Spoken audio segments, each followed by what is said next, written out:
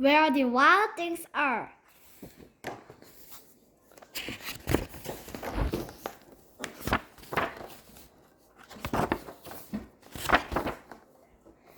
The night Max wore his wolf suit and made mischief of one kind and another.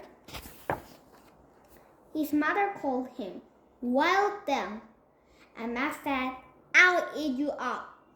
So he was sent to bed without eating anything. That very night, in Max's room, a forest grew and grew and grew until his ceiling hung with vines and the walls became the world all around.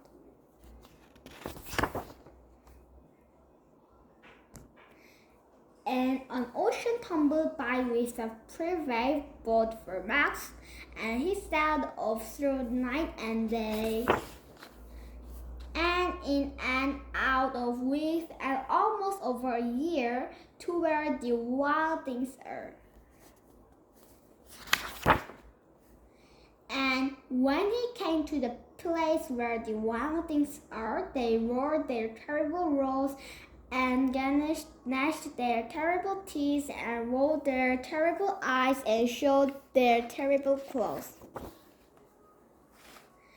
Till Max said, "Be still," and tamed them with the magic trick of staring into all their yellow eyes without blinking once, and they were frightened and called him the most wildest of all.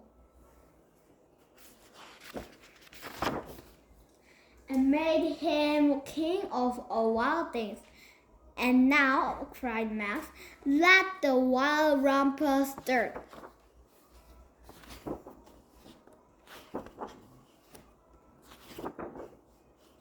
"Now stop," Max said, and sent the wild things off to bed without their supper.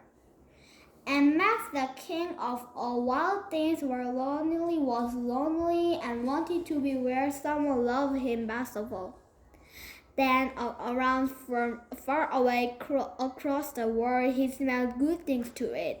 So he gave up being king of where the wild things are. But the wild things cried, "Oh, please don't go. We'll eat you up. We love you so." And Max said, "No." The wild things rolled their terrible roars and gnashed their terrible teeth and rolled their terrible eyes and showed their terrible claws. But Max stepped into his private boat and waved goodbye, and sailed back over a year, and in and out of weeks and through a day, and into the night of his very own room, where he found his supper waiting for him.